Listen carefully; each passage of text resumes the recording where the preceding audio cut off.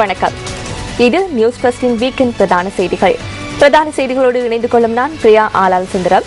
விரிவான செய்திகளுக்கு செல்லும் முன்னர் முதலில் இன்றைய தலைப்புச் செய்திகள்.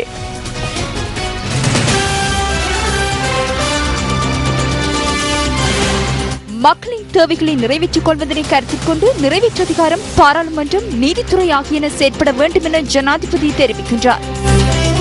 சட்டத்தின் பிரகாரமே குற்றப்பிரேரணை கொண்டுவரப்பட்டுள்ளதாக அமைச்சர் அமரவீர தெரிவிக்கின்றார். முறைமையில் பிழை, எதிர்க்கட்சி குற்றச்சாட்டு. மனித செயற்பாடுகளே அம்பாறை பூமி அதிர்வுக்கு காரணம், புவிச்சரிதவியல் நிபுணர்கள் கருத்து. தொடர்பான உள்நாட்டுச் செய்திகள். 1998ஆம் ஆண்டு இரணித்தீவு கடலில் லயன் ஏர் விமானம் வீழ்ந்தபோது உயிரிழந்தவர்களின் சடலங்களை மீண்டும் தோண்டி எடுப்பதற்கு நடவடிக்கை எடுக்கப்பட்டுள்ளது. இந்த விமானத்திலிருந்த 31 பேரின் சடலங்கள் பூநகரியில் புதைக்கப்பட்டிருப்பதாக கிடைக்கப்பெற்ற தகவலுக்கு அமைய சடலங்களை தோண்டி எடுக்கும் நடவடிக்கைகள் இன்று ஆரம்பிக்கப்பட்டுள்ளதாக போலீசார் குறிப்பிட்டனர். கிளிநொச்சி நீதவான் மற்றும் கொழும்பு சட்ட வைத்திய அதிகாரி ஆகியோர் முன்னிலையில் பயங்கரவாத புலனாய்வு பிரிவின் கண்காணிப்பின் கீழ் சடலங்கள் தோண்டி எடுக்கப்பட உள்ளன. பக்கோ இயந்திரங்களின் உதவியுடன் சடலங்களை தோண்டி எடுக்கும் நடவடிக்கைகள் இன்று ஆரம்பிக்கப்பட்டுள்ளன. பயங்கரவாத புலனாய்வு பிரிவினருக்கு பிரதேச மக்களால் வழங்கப்பட்ட வாக்குமூலங்களை அடுத்தே இந்த நடவடிக்கைகள் மேற்கொள்ளப்பட்டுள்ளன. எவ்வாறாயினும் இன்று மாலை வரை எந்தவொரு மனித எச்சங்களும் அந்த பகுதியில் கிடைக்கவில்லை என போலீசார் குறிப்பிட்டனர். பயணிகள் மற்றும் விமான பணியாளர்கள் உட்பட 55 பேருடன் பயணித்த ஆண்டனோவ் 24 ரக விமானம் 1998ஆம் ஆண்டு செப்டம்பர் மாதம் 29ஆம் தேதி இரணைத்தீவு கடலில் விழுந்தமை குறிப்பிடத்தக்கது.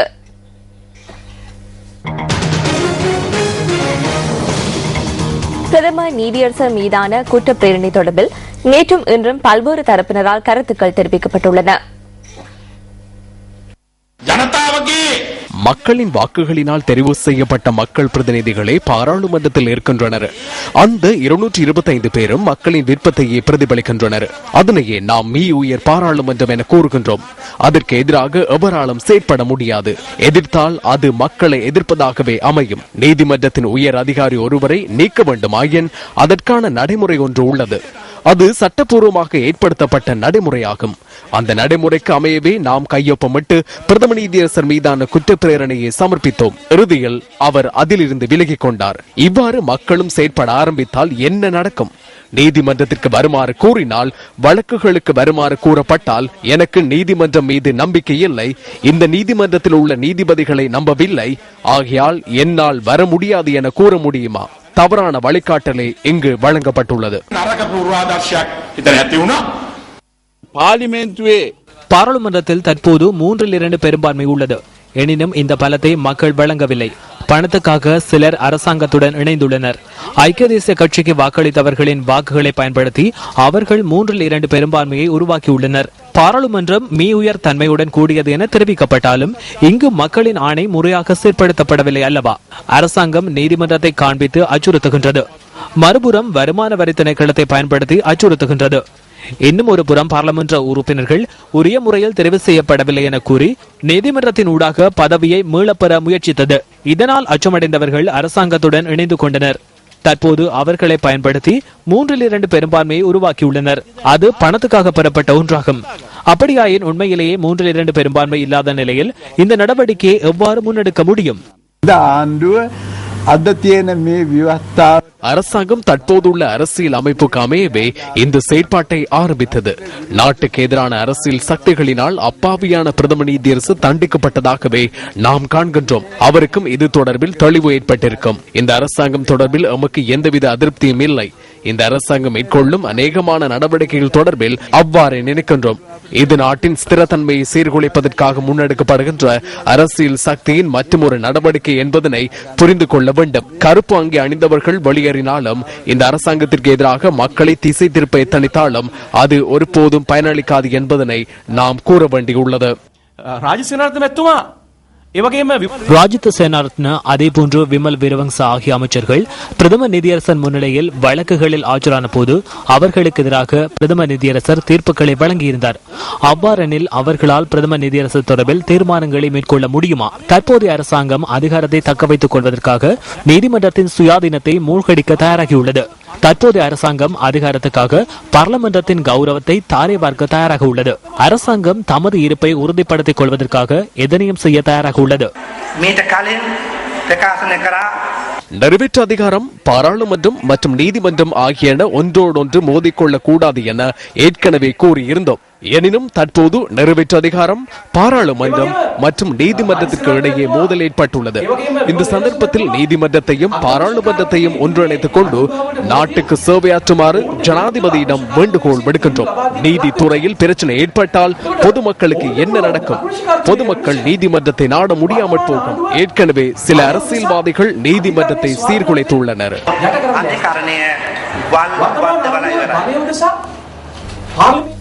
இலங்கை சட்டத்தரணிகள் சங்கத்தின் நிறைவேற்றுக் குழு கூட்டம் இன்று மாலை நடைபெற்றது.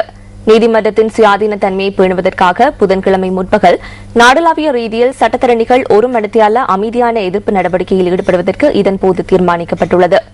இலங்கை சட்டத்தரணிகள் சங்கத்தின் நிறைவேற்றுக் குழு கூட்டம் தொடர்பில் காணொலியுடன் கூடிய விரிவான செய்திகளை எமது அடுத்த பிரதான செய்திகளில் எதிர்பாருங்கள். மக்கள் விடுதலை முன்னணி இன்று ஊடகவியலாளர் சந்திப்பு ஒன்றை ஏற்பாடு செய்திருந்தது. உண்மை நிலை என்னவென்றால் இது தொடர்பாக உரிய விடயங்களை சமர்ப்பிக்க சாட்சியங்களை முன்னிலைப்படுத்த போதுமான அளவு கால அவகாசம் வழங்கப்படவில்லை. அந்த சட்டத்தரணிகள் தொடர்ச்சியாக வேண்டுகோள் விடுத்தனர். உரிய முறைமை ஒன்றை தயாரித்து எழுத்து மூல சாட்சியாளர்கள் யார் என்பதனை அறிவிக்குமாறும் வாய்மூல மற்றும் எழுத்து மூல சாட்சியாளர்களை முன்னிலைப்படுத்த சந்தர்ப்பம் அளிக்குமாறும் கேட்டுக்கொண்டனர். அது தொடர்பான பட்டியலை எம்மிடம் சமர்ப்பிக்குமாறும் ஆவணங்களை பெற்றுக் கொள்ளுமாறும் கூறினோம். குறுக்கு கேள்விகளை கேட்பதற்கான சந்தர்ப்பத்தை வழங்குமாறு கோரிக்கை விடுத்தோம். எனினும் குழு அது தொடர்பில் பதில் அளிக்கவில்லை. அது மாத்திரமல்ல, அந்த குழுவில் இருந்த ஒரு சில உறுப்பினர்கள் பிரதம நீதியரசருக்கும் அவரது சட்டத்தரணிகளுக்கும் களங்கம் ஏற்படும் வகையில் சொற்பிரயோகம் மேற்கொண்டதாக தெரிவித்து அவர் அந்த உறுப்பினர்களை நிராகரித்திருந்தார். குழு தொடர்பாக பேசப்பட்ட அனைத்து விடயங்களும் தெளிவாக பதிவாகியுள்ளது. எதிர்காலத்தில் எவர் வேண்டுமானாலும் அதனை விசாரணை செய்ய முடியும். ஒரு சில சந்தர்ப்பங்களில் குழுவில் இருந்த 2 பாராளுமன்ற உறுப்பினர்கள் 2 அமைச்சர்கள் பிரதம நீதியரசருக்கு எதிராக கீழ்த்தரமான சொற்களை பயன்படுத்திய போது அந்த திசையை பார்க்க வேண்டாம், அவற்றை செவிமடுக்க வேண்டாம், எனக்கு பதிலளிக்கவும் என அவரே கூறியிருந்தார். அவ்வாறு குறிப்பிட்ட தலைவர் தற்போது ஒன்றும் இல்லை என எவ்வாறு கூற முடியும்? அந்த கருத்துக்கள் பதிவு செய்யப்பட்ட ஒளிநாடாக்களில் உள்ளன.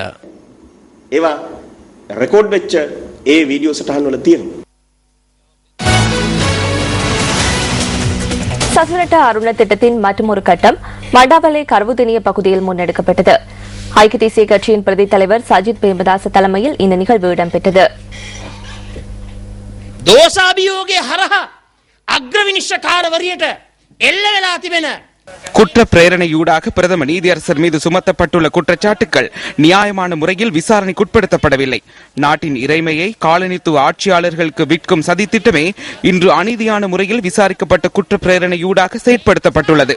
அநேக மாணவர்கள் இது குறித்து கருத்து வெளியிட அஞ்சுகின்றனர். நான் ஒன்றை கூற விரும்புகிறேன், நான் அஞ்சவில்லை.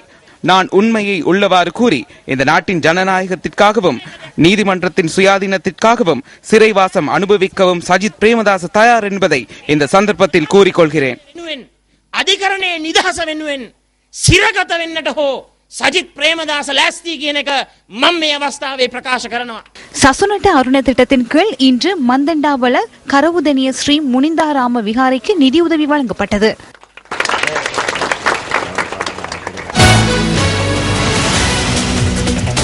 பத்திரிகைகளில் இன்றைய தினம் வெளியான கேலி சித்திரங்களிலிருந்து நாம் தெரிவு செய்த கேலி சித்திரம் அடுத்து.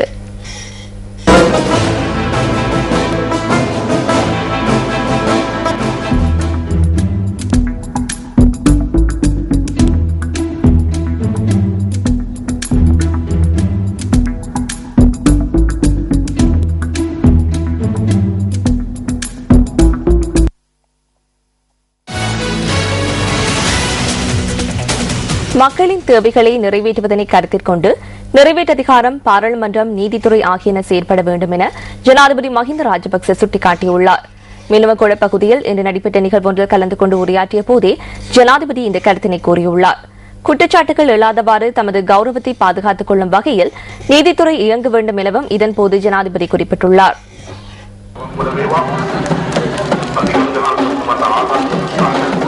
மினுவாங்குடையில் புதிய பிரதேச சபைக்கான கட்டிடத்தை திறந்து வைப்பதற்காக இந்த நிகழ்வு ஏற்பாடு செய்யப்பட்டிருந்தது.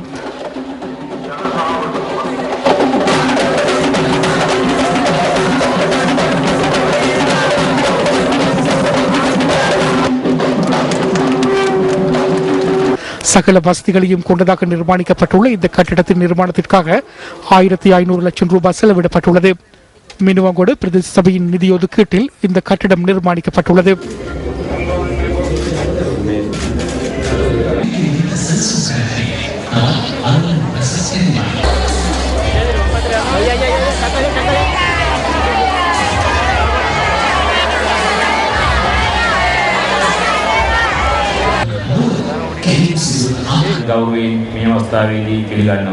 පාර්ලිමේන්තුව වේවා විධායක ව්‍යවස්ථාදායකය හා අධිකරණය பாராளுமன்றம், நிறைவேற்று அதிகாரம் அல்லது நீதித்துறை என்பன நாட்டு மக்களின் தேவைகளை புரிந்து கொண்டு நாட்டின் அபிவிருத்திக்கான வழிகளை ஏற்படுத்தி கொடுப்பது அவர்களின் கடமையாகும்.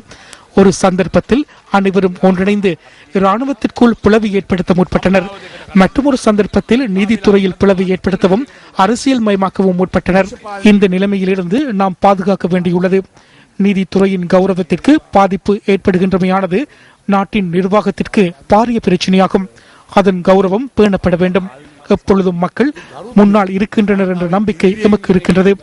அதனால் தம்மால் உருவாக்கப்பட்ட அரசாங்கம் தமது நாட்டை கட்டியெழுப்புகின்ற அரசாங்கத்தை கவிழ்ப்பதற்கு, ஜனநாயக ஆட்சியை கவிழ்ப்பதற்கு இந்த நாட்டு மக்கள் தயாராக இல்லை.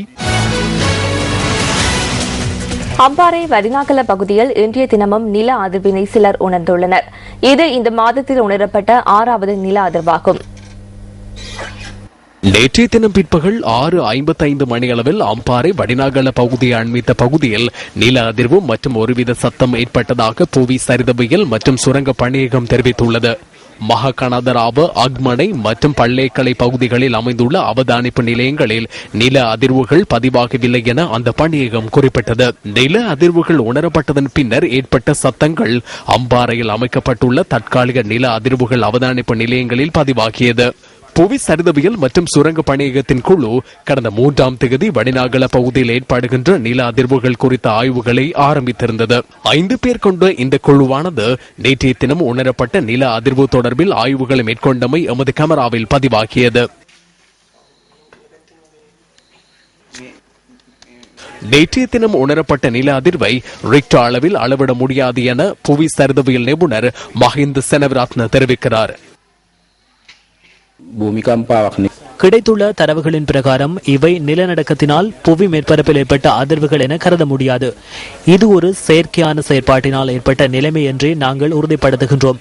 இதனை ஆராய்ந்து பார்க்கும் போது அது பரவும் தன்மையை கொண்டு நாம் புரிந்து கொள்ள முடியும். எதிர்வரும் காலங்களில் இதன் உண்மைத்தன்மை குறித்து எம்மால் தீர்மானத்துக்கு வர முடியும். தீர்மானமொன்று எடுக்கும் முன்னர் உரிய ஆய்வுகளை மேற்கொள்ள வேண்டும் என பேராதனை பல்கலைக்கழக புவி சரிதவியல் பேராசிரியர் கபில தஹநாயக்க தெரிவிக்கிறார். நில அதிர்வுகள் உணரப்பட்ட பகுதிகளை கண்டறிய வேண்டும். எந்த படிமத்தில் நிலநடுக்கம் ஏற்பட்டுள்ளது என்பதை முதலில் கண்டறிய வேண்டும். புவிச்சரிதவியல் அதிகாரிகள் அந்த பிரதேசங்களுக்கு சென்று ஆய்வில் ஈடுபட வேண்டும். அந்த பகுதிகள் வனாந்தர பகுதிகளாகும். இந்த நடவடிக்கைகளை மேற்கொள்ளாத பட்சத்தில் தீர்மானம் ஒன்றிற்கு வருவது கடினமாகும். பழைய தரவுகளையும் புதிதாக பெற்றுக் கொள்ளப்பட்ட செய்மதி மூலமான தரவுகளையும் பயன்படுத்தி இந்த ஆய்வுகளை மேற்கொள்ள வேண்டும். இயற்கையாகவே நில அதிர்வுகள் ஏற்படுவதாக நாங்கள் எண்ணுகின்றோம். எனினும் மனித செயற்பாடுகளினாலும் நில அதிர்வுகள் ஏற்படுவதாக அண்மை காலங்களில் விஞ்ஞானிகள் தெரிவிக்கின்றனர்.